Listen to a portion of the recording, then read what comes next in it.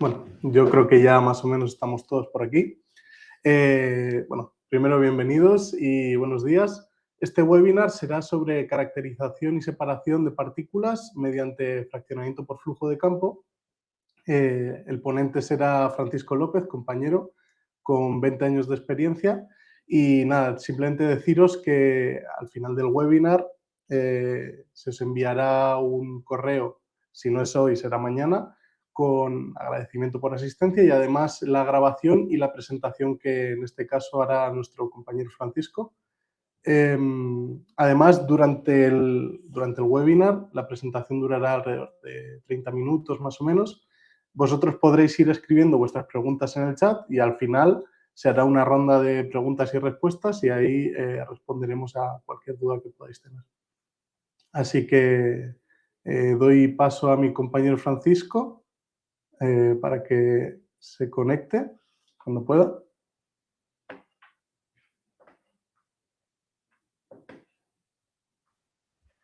Ahí está. Buenos días, ¿me oís? Se te escucha y casi se me ve. se te ve todavía. Hola, buenas tardes. Ahí está. Em, Francisco, Solo corregirte, Borja, en una cosita. Son sí. 10 años de experiencia, no 20. Ah, ¿vale? bueno. 20 de ellos más, 10 tuyos. Exacto. Así Vale, que, pues te dejo con esto, ¿vale? bueno, pues gracias a...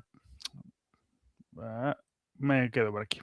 Muchas gracias a todos los que estáis aquí conectados hoy para presentar un poco la tecnología de FFF. Sé que algunos, porque os conozco ya, sois usuarios, otros ya hemos hablado alguna vez, pero bueno, la idea es presentar de nuevo a las personas que aún no conocen esta tecnología qué puede ofrecer y hacer una pequeña actualización de nuevas aplicaciones en diversos ámbitos para que conozcáis un poco el alcance que pueden tener, ¿vale? Soy un grupo bastante variado en cuanto a sectores, intereses y necesidades. Entonces veréis también que la presentación he intentado, una vez que iba conociendo las personas que se iban apuntando, pues intentar dar un poco de variedad a las aplicaciones para que realmente podáis ver en qué ámbitos se pueden aplicar esta tecnología. Simplemente presentar a el doctor Giddens, que fue realmente el que desarrolló esta tecnología, esta forma de separación de partículas por fraccionamiento. Ahí lo veis con el primer canal que desarrolló en la Universidad de Utah. Luego él funda una spin-off de la universidad para, digamos, sacar rendimiento económico a esta invención, pues como se hace en muchos casos. Y luego esta empresa da lugar a Postnova, que luego se radica finalmente en Alemania, con lo cual es la heredera directa del desarrollador inicial de la técnica.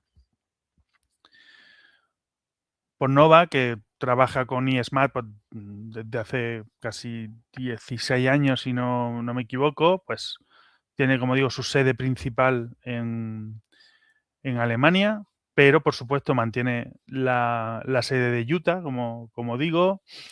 Tiene una nueva abierta cerca de Birmingham y para países nórdicos.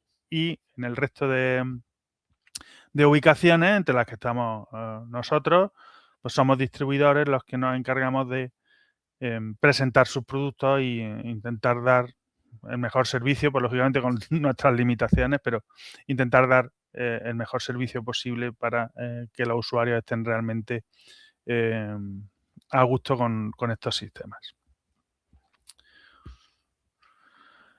Voy a empezar contando qué es el FFF o el Field Flow Fractionation o el fraccionamiento por flujo de campo, ¿vale? siempre intento relacionarlo con las técnicas cromatográficas, que son más conocidas y que son más globales, por decirlo de algún modo. En cualquier sitio podemos encontrar un HPLC. Y entonces lo emparento rápidamente con las técnicas cromatográficas líquidas. Es una familia de técnicas de separación, en eso se engloba junto a la cromatografía, pero tiene la singularidad de que permite separar y, por supuesto, luego caracterizar mezclas complejas de partículas sólidas, aparte de también macromoléculas y demás. Pero su uso posible con nanopartículas sólidas que acabarían por obturar las columnas cromatográficas la hace una herramienta muy potente para este tipo de sistemas. Pues básicamente lo que hacemos es bombear un eluyente que arrastra la muestra, que como digo son partículas o macromoléculas, a través de un canal hueco donde establecemos un flujo laminar. Ahí se separan las partículas en base a su tamaño y luego una serie de detectores nos van a dar las señales para caracterizar cada una de las fracciones que van saliendo de la separación. Se le puede poner incluso un colector de estas fracciones para, una vez que ya hemos separado, pues ir recogiéndolas y poder hacer análisis nuevos con ellas. Incluso tenemos posibilidad de hacer ensayos de tipo no destructivo para llevar a cabo todo esto. Incluso también opciones semipreparativas y demás, ¿vale? Con toda esta posibilidad de recoger las fracciones. El principio de separación utiliza física fundamental, no es nada rocambolesco ni nada extraño, pero sí que hay que entenderlo bien para saber la idiosincrasia y el sistema de separación para obtener buenos resultados.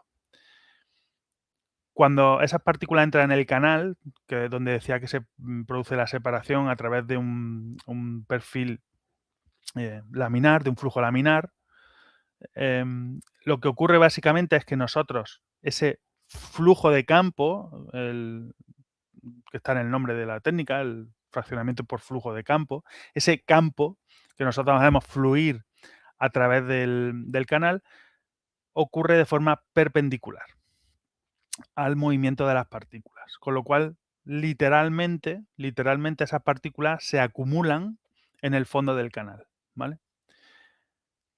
Como esas partículas tienen movimiento browniano y tienen una velocidad de difusión diferente dependiendo del tamaño, las más pequeñas van a alcanzar posiciones en el canal más altas. Como flujo laminar, y eso implica un perfil parabólico de velocidades, como sabéis de sobra, en un flujo laminar cerca de las paredes de la tubería, la velocidad del flujo es cero y en el centro es máxima. Bueno, pues esas partículas que son capaces de alcanzar posiciones en el canal más rápidas van a avanzar lógicamente más rápido que las partículas más grandes.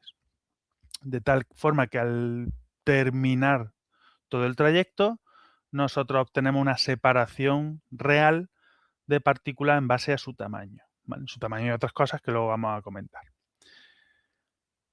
Precisamente la manipulación de ese campo, es decir, la optimización del método de separación cambiando la intensidad del campo a lo largo de la propia separación, es lo que nos hace poder mejorar la resolución de estas separaciones. Y es justo lo que hay que tocar para asegurar que la separación se lleva a cabo de forma correcta. Digamos que nuestra fuerza de separación es ese campo cruzado de fuerza. ¿Dónde vamos a aplicar todo esto? Pues en cualquier sistema en el que tengamos nanopartículas o nanosistemas o macromoléculas y en las que las técnicas de caracterización en batch no son suficientes para darnos una resolución adecuada. con lo cual, pues prácticamente en cualquier situación en la que tengamos este tipo de muestras, el FFF va a ser una solución real y aplicable. Desde alimentación, nanotecnología en general, si trabajáis con nanopartículas, pues puede ser una buena solución cuando la resolución de una técnica como DLS en batch no es suficiente. En ciencias ambientales, por supuesto, pues para estudiar el destino de nanopartículas en medios marinos, por ejemplo, materia orgánica disuelta, nano y microplásticos, sobre todo nanoplásticos por el tamaño. En biofarma, pues proteínas, liposomas, vesículas extracelulares, virus, cápsides, ¿vale? De todas estas vamos a ver algún ejemplito luego, pero como veis, más que el campo en el que aplica es el tipo de muestra al que aplica, ¿vale? Pues cosas nano estructuradas, macromoléculas y nanosistemas. Como he dicho antes, FFF es una familia de técnicas y depende de la fuerza que yo utilizo para separar, pues tengo varias tecnologías. La más común es la de flujo, es la FFFF o F4, en las que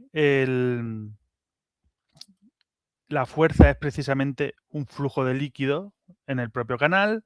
Yo puedo establecer también una fuerza centrífuga para hacer la separación y tengo FF centrífuga.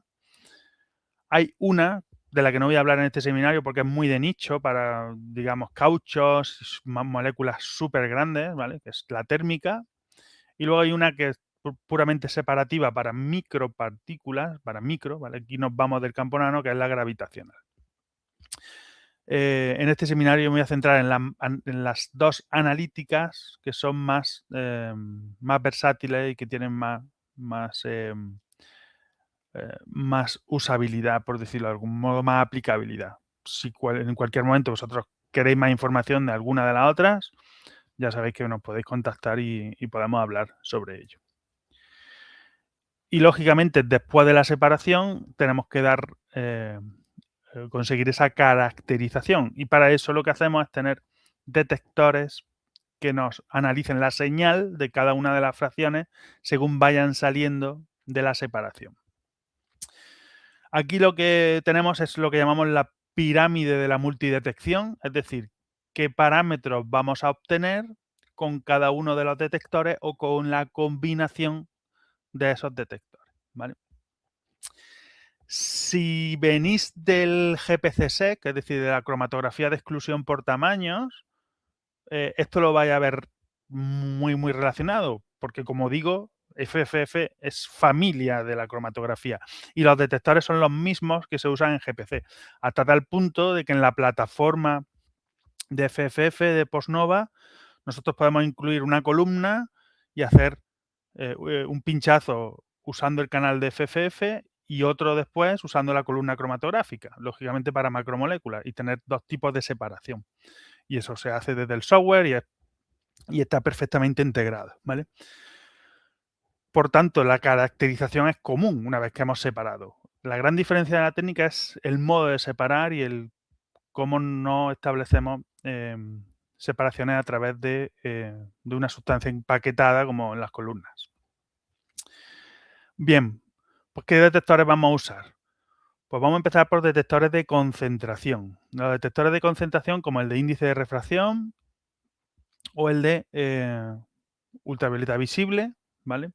Nos van a dar, como digo, la concentración de todo lo que vaya saliendo del canal de separación.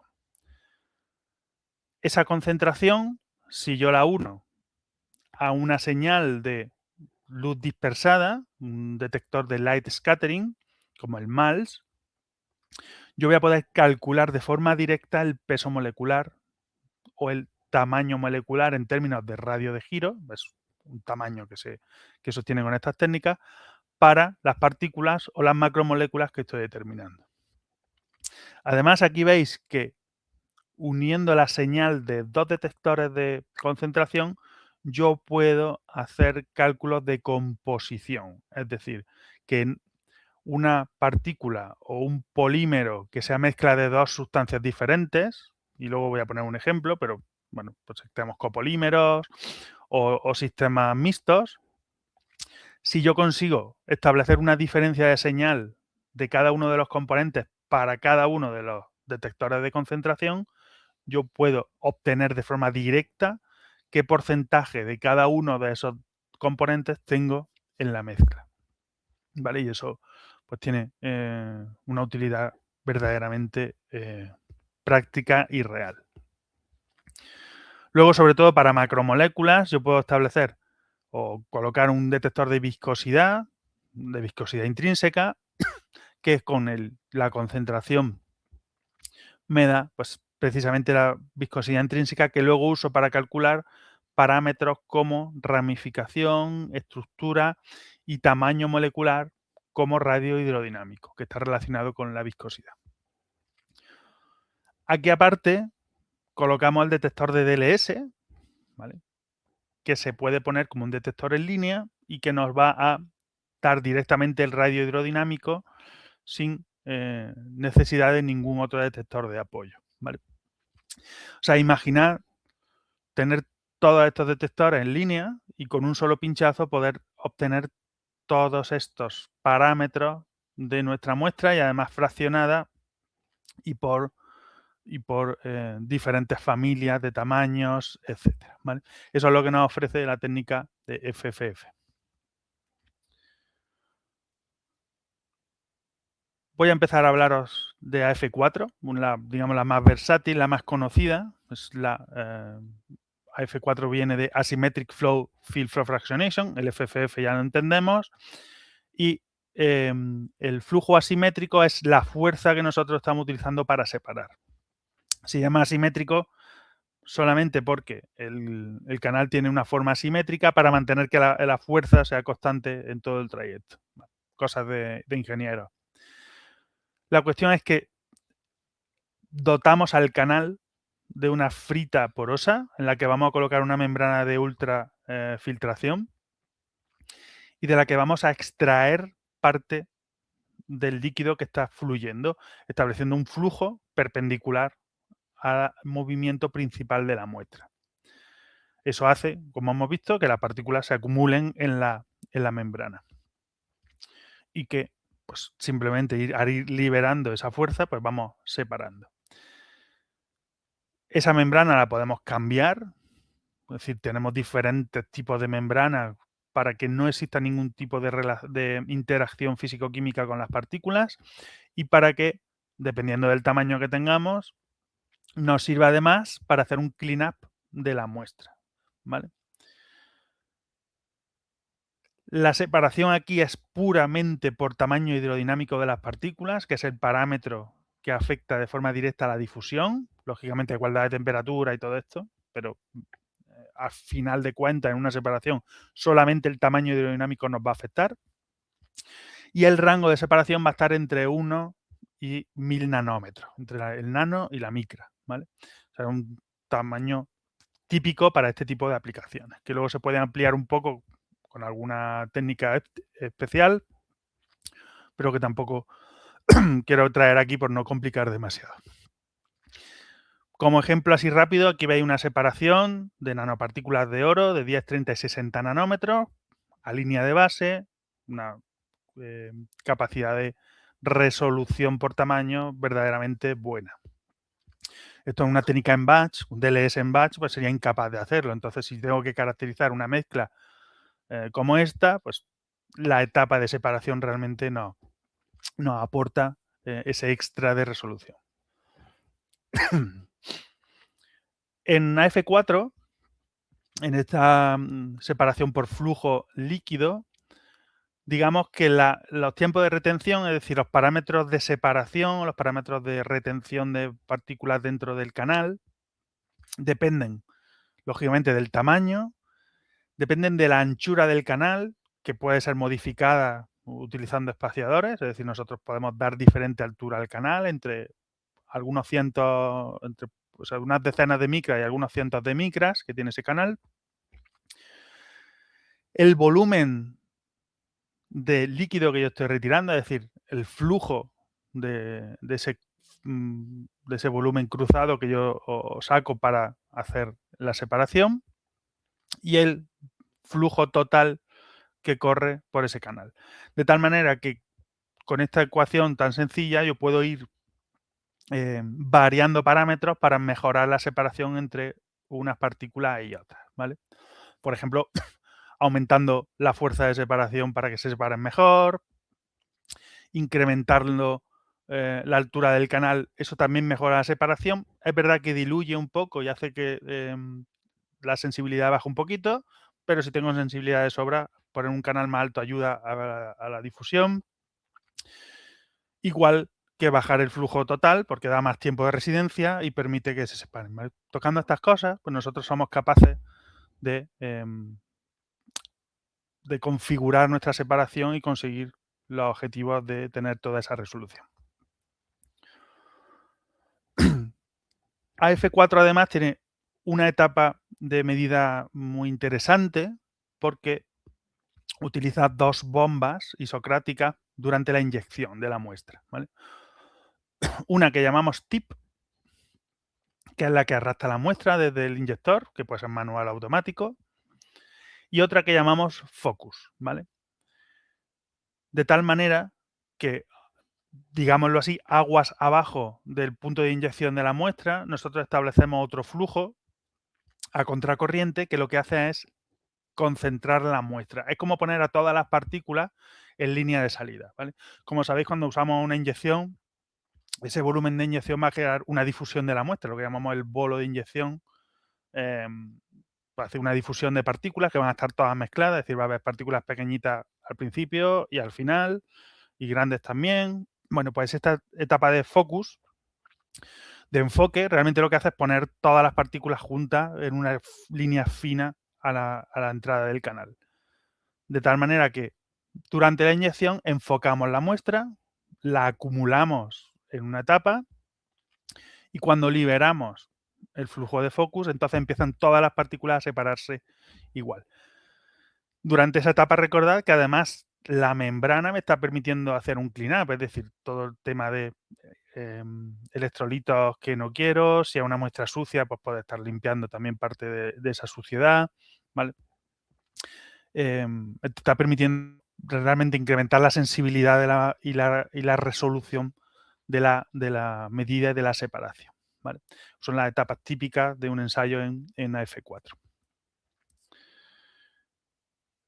Recordemos, vamos a separar y vamos a obtener primero las partículas más pequeñitas y luego las más grandes. Eso es básicamente, en resumen, cómo funciona un equipo de FFF. Algunos ejemplos de aplicación en AF4, así de los más, de los últimos que se han hecho. Nanopartículas en general. En este caso, son grafeno y óxido de grafeno. Es una muestra, digamos, monomodal, solamente tiene una población con lo cual no va a obtener separación de poblaciones porque solo hay una, pero sí que vamos a alargarla y a ir caracterizándola en fracciones más pequeñas, ¿vale? En lugar de tener un valor de tamaño medio, pues vamos a tener un montón de valores de tamaño. Digamos, esta es nuestra población, la línea verde. Estamos en las gráficas de arriba y los puntos azules representan el tamaño medido mediante light scattering para cada una de esas fracciones, ¿vale? Vemos cómo el tamaño va subiendo, ¿vale? Tanto para la primera gráfica, que es la del grafeno, como para el óxido de grafeno. ¿Qué podemos hacer con este tamaño, con estos datos obtenidos en MALS? Bueno, pues como no solo nos da el radio de giro, como veíamos antes en la pirámide, sino que también me da su peso molecular, ploteando peso molecular frente a tamaño en escala logarítmica, nosotros obtenemos una pendiente. Esa pendiente la llamamos la dimensión fractal. Esa dimensión fractal se relaciona de forma directa con la forma que tenga esa molécula, esa partícula, ¿vale? En este caso, tener una dimensión fractal de 2 o casi de 2, estamos 1,98, 1,99, nos da la constatación de que esas partículas son planas, que es lo que buscamos cuando hacemos grafeno y óxido de grafeno. Quiere decir que en un pinchazo hemos caracterizado perfectamente la distribución de tamaños que tenemos en la muestra y además hemos constatado que efectivamente estamos sintetizando partículas planas, que es lo que buscábamos, ¿vale? Pues eso tal cual, ¿vale? Otro ejemplo, partículas virales usadas como vectores de tratamientos genéticos normalmente, o génicos. En este caso es una separación de un virus ADN asociado y de otro virus también de ADN, que es el AD5, que es, como sabéis los que trabajéis en esto, mucho más grande. Es verdad que normalmente no vamos a trabajar en separación de partículas virales porque no las tenemos mezcladas, pero como digo, es una forma de demostrar la capacidad que tiene la técnica. En este caso hemos obtenido también por MALS el radio de giro de cada uno de los virus. Como veis, son cápsides muy monomodales, como se espera de cápsides virales, que todas tienen el mismo tamaño prácticamente. Como veis, son prácticamente líneas planas las que indican el tamaño. Bueno, por cierto, aquí veis líneas rojas y negras, pero son repeticiones, para ver también la precisión entre repeticiones, ¿no? Lo que hace, aparte que lógicamente la separación entre el asociado y el virus ADN normal, pues el tamaño son muy diferentes en tamaño, se separan relativamente bien, pero, por ejemplo, en el grande lo estamos viendo sin ningún problema que tenemos dímeros y trímeros, ¿vale? Y probablemente otro tipo de oligómeros, ¿vale? Que son estos piquitos de aquí, que además hacen que el tamaño vaya subiendo, como veis, al final de los picos. Es decir, resolución bien, pero además capaz de demostrar la presencia de oligómeros para partículas virales. Otro muy clásico con macromoléculas, la agregación de proteína tau. No soy especialista, creo que está relacionado con tratamientos o al menos con estudios en Alzheimer. Y, pues, por supuesto, estamos viendo una separación de tau sin aglomerar y los agregados de proteína en pacientes enfermos. También una caracterización rápida en un pinchazo y la detección de esos aglomerados. Caracterización de lípidos portadores de RNA mensajero, ¿vale? En las que, pues, como digo, en un pinchazo hemos obtenido radio de giro y radio hidrodinámico, ¿vale? En este caso estamos usando el ultravioleta visible, el índice de refracción, el MALS y el DLS, ¿vale? Con el MALS vamos a obtener el radio de giro, con el DLS vamos a obtener el radio hidrodinámico y vamos a hacer una cosa que es calcular el factor de forma, es decir, la relación entre el radio de giro y el radio hidrodinámico. Si lo representamos, ¿vale? Vemos que hay dos muestras que tienen relaciones de factores de forma muy similares, lo que quiere decir que ese encapsulamiento se ha llevado a cabo de forma similar entre ambas formulaciones, ¿vale? Y hay otra, que es la verde, que se distingue mucho, es decir, que el encapsulamiento ha ocurrido de forma distinta y ha modificado la forma de esos liposomas, ¿vale? Por último, uniendo el RID, es decir, el índice de refracción y el ultravioleta visible, nosotros somos capaces, como os decía, de ver la composición. Esa composición me da el payload, la carga de RNA que tienen nuestros liposomas, ¿de acuerdo?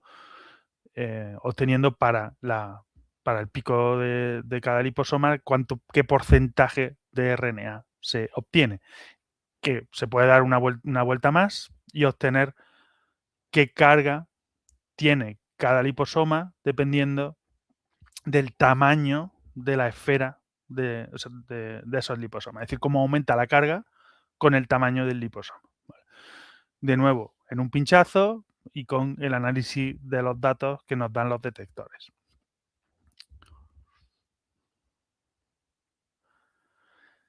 Al AF4, a este sistema de separación con flujo líquido, se le puede añadir un extra, que es el establecimiento de un campo eléctrico entre la parte alta del canal y la baja. ¿Vale? Y simplemente, pues, dotarlo de una carga, de una corriente que nos da una diferencia de potencial en la parte de arriba y la parte de abajo. Eso hace que la separación ya no sea solo por tamaño hidrodinámico, sino que la carga superficial de las moléculas o de las partículas se vean afectadas también por esos campos y por tanto la separación también se ve afectada. ¿Vale? Esto nos permite, entre otras cosas, calcular el potencial Z de nuestras muestras, ¿vale? Según van pasando. Para eso se hacen normalmente varios pinchazos a diferentes intensidades, las diferentes intensidades de corriente que nos dan diferentes diferencias de potencial en el sistema y obtenemos, como veis, fractogramas, separaciones desplazadas en el tiempo solamente por cambiar el voltaje que estamos aplicando. Y con eso pues, podemos calcular el potencial Z de estas partículas en ese medio.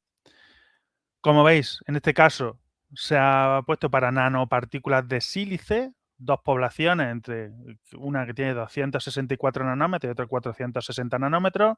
Veis que en toda la gráfica la separación es buena, pero precisamente la diferente velocidad que tienen las partículas al aplicar los voltajes nos permite calcular el potencial para cada una de esas poblaciones. Es decir, no solo demostramos la capacidad de separar partículas del mismo orden de magnitud a línea de base y obtener los parámetros de tamaño para cada una de las dos poblaciones, sino que además calculamos y obtenemos su potencial Z. ¿Vale?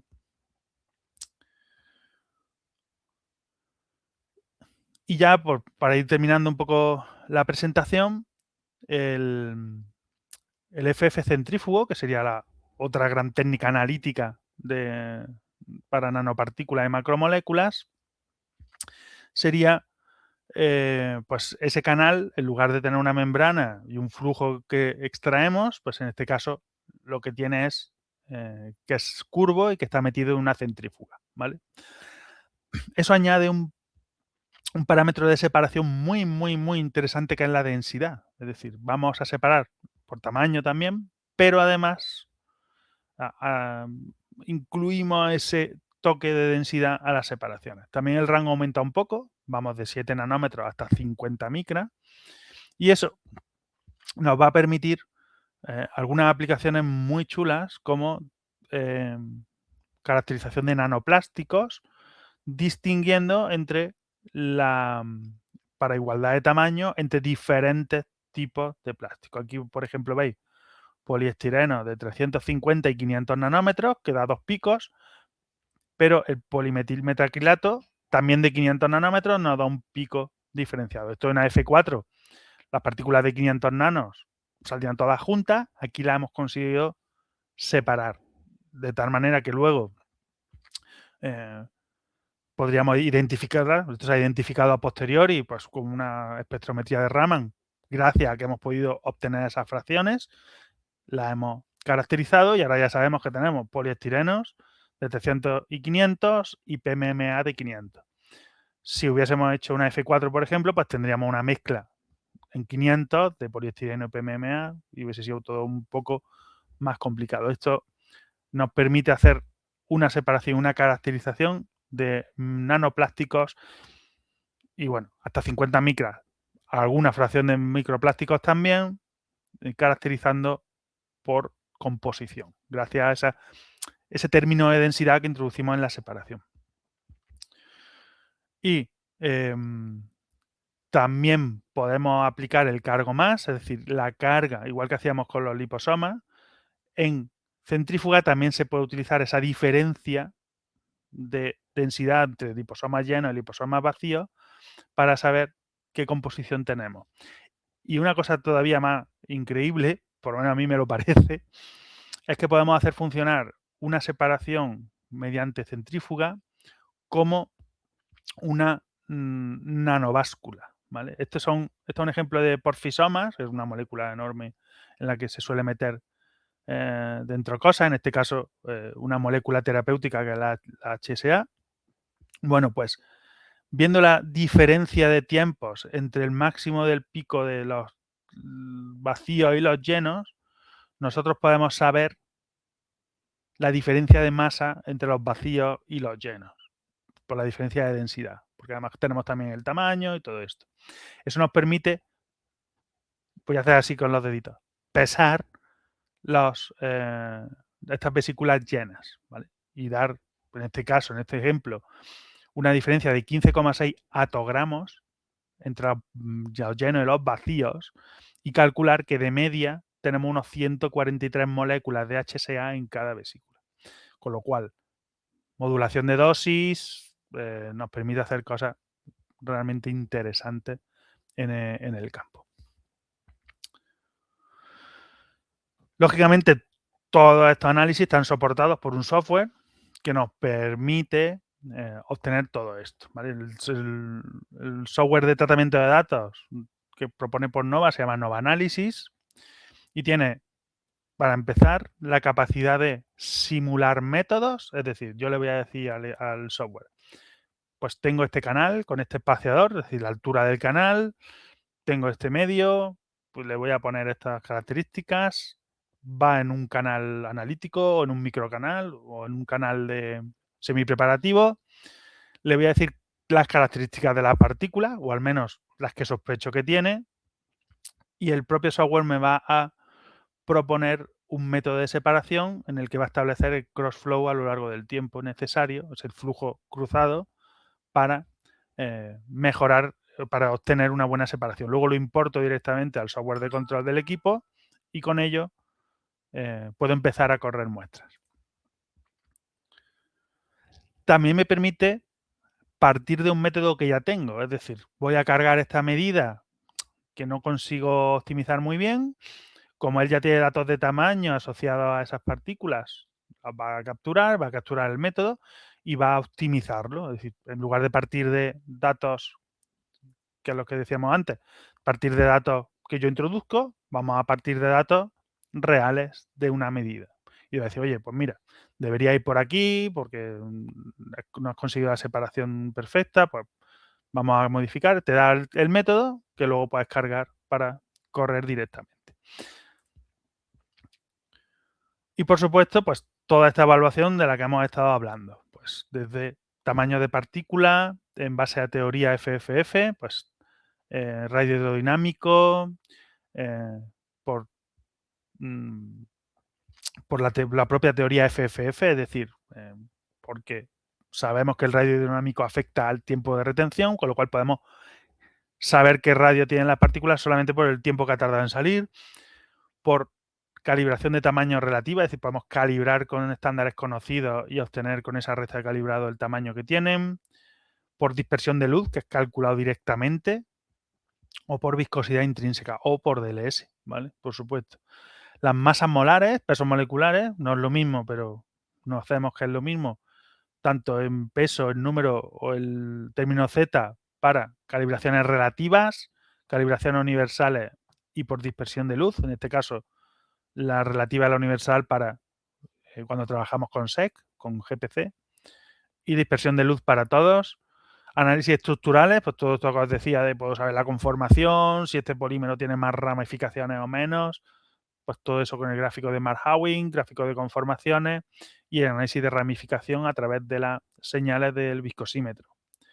Y por supuesto, pues acabamos de verlo, análisis composicional de copolímeros, conjugados de proteínas, análisis de nanopartículas lipídicas, como acabamos de ver, vectores virales, masa carga útil en mediciones de CF3, que acabamos de verla. Es decir, todo en un software integrado que nos permite analizar todos los datos integrados y obtener pues, toda esta información de un solo pinchazo, ¿vale? Y hasta aquí mi presentación. Como digo, iba a ser un resumen. Lo que espero es que a partir de ahora, pues cualquier duda que queráis confrontar o que queráis que sigamos hablando, pues aquí estamos a vuestra disposición. Así que si mi compañero se anima a ir presentando las preguntas, si hay alguna.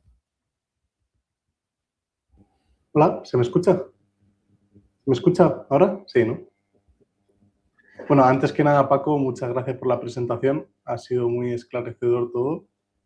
Y nada, vamos a pasar ahora a una ronda de preguntas y respuestas en las que podéis escribir aquí abajo en el chat las preguntas que tengáis y el compañero Francisco irá contestando. Entonces, Jorge Ruz pregunta. ¿Estás silenciado? He dejado de oírte, Borja. Justo a la hora de que, bueno. Jorge, hola Jorge. Me alegro de verte por aquí también. Jorge es usuario de la técnica.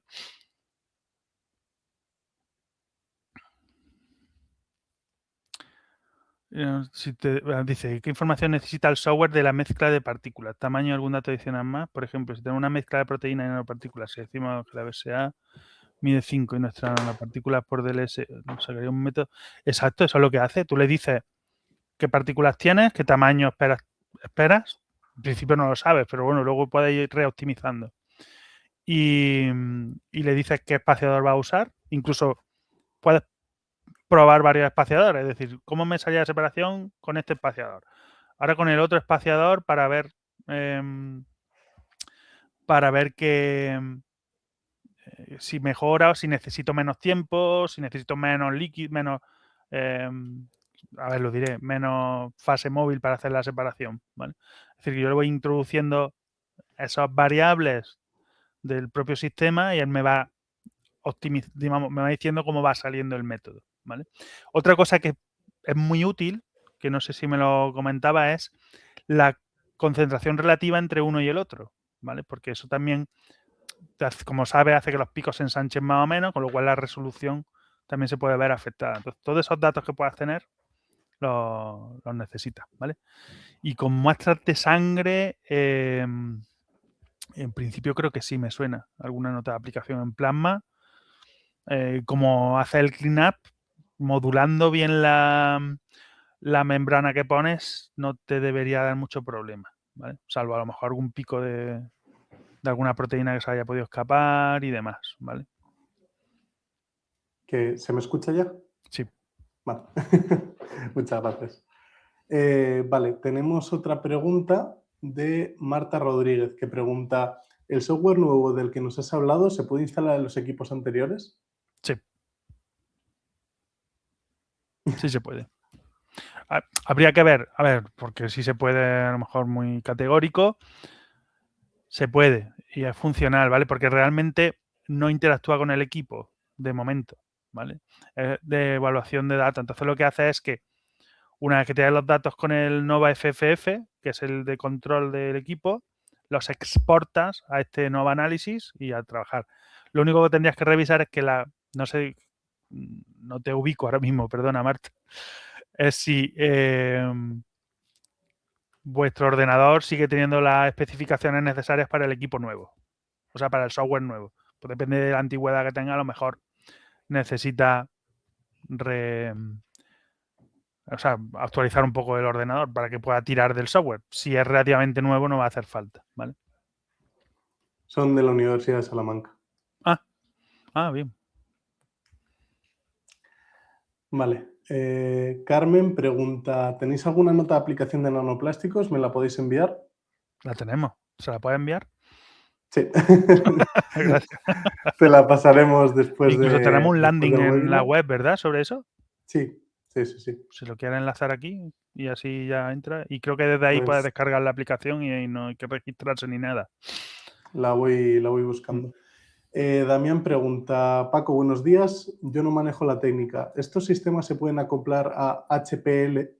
HPLC o son equipos específicos? Como digo, son técnicas de separación distintas. Es decir, por ejemplo, AF4 necesita, como hemos dicho, 2 bombas isocráticas en lugar de una, aunque son bombas de HPLC. Es un inyector automático de HPLC, pero necesitas luego la segunda bomba, necesitas la bomba que extrae el líquido para hacer el crossflow, por ejemplo, para F4, o necesitas el separador por spin, por centrífugo, ¿vale? O sea que acoplarlo a un sistema preexistente es complicado. O sea, realmente lo ideal es tener un sistema que además funcione todo integrado en el mismo software, ¿vale? Pero, o sea, a nivel teórico podrías, a nivel práctico no creo que sea una buena idea, ¿vale? Vale. Daniela pregunta, para un análisis de muestra en sólido, ¿cuánta cantidad de muestras sería necesaria? Una muestra en sólido, hablamos de una suspensión, ¿vale? Siempre esto va en suspensión líquida y la muestra viaja suspendida en una fase móvil, que es un líquido, ¿vale? Ahora, ¿cuánta hace falta? Muy poquillo. O sea, realmente un análisis cromatográfico, te diría, pues a lo mejor de 10 miligramos mililitros, pinchas 100 microlitros, ¿vale? No, es una cantidad enorme. Vale. O sea, a nivel analítico, realmente. Sí, sí, poquita muestra. Vale. John Sanz pregunta, sé Hombre, que es John. algo bastante específico esto, pero una de las variables importantes es la precisión que se tiene dentro del canal. ¿Con qué precisión basal se funcionaría mejor? ¿Precisión en qué? Está escribiendo, así que ahora nos lo puede especificar. A la presión, no la precisión. Ah, presión. Lo he Claro, leído vale. mal. Lo leí mal, perdón. Claro, así no Perdón. entendía la pregunta. Perdón. Hay una presión recomendada y que debería ser constante, ¿vale? No te quiero hablar de memoria, creo que está entre 8 y 10 bares, ¿vale? Pero lo ideal es que tú tienes que trabajar a presiones siempre constantes, independientemente de la aplicación.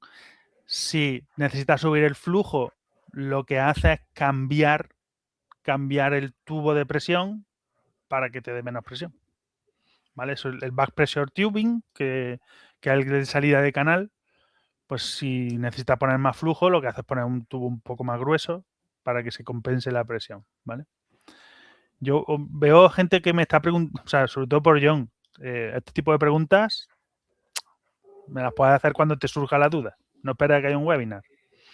Yo encantado de que venga y hablemos, pero que no hay ningún problema en responder todas estas cosas, ¿vale? En cualquier momento.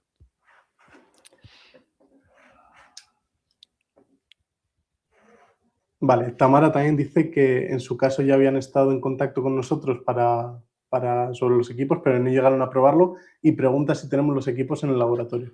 No, pero para hacer pruebas de concepto y demás, lo podemos enviar al laboratorio en Landsberg, en Alemania, y se puede hacer el ensayo sin problema.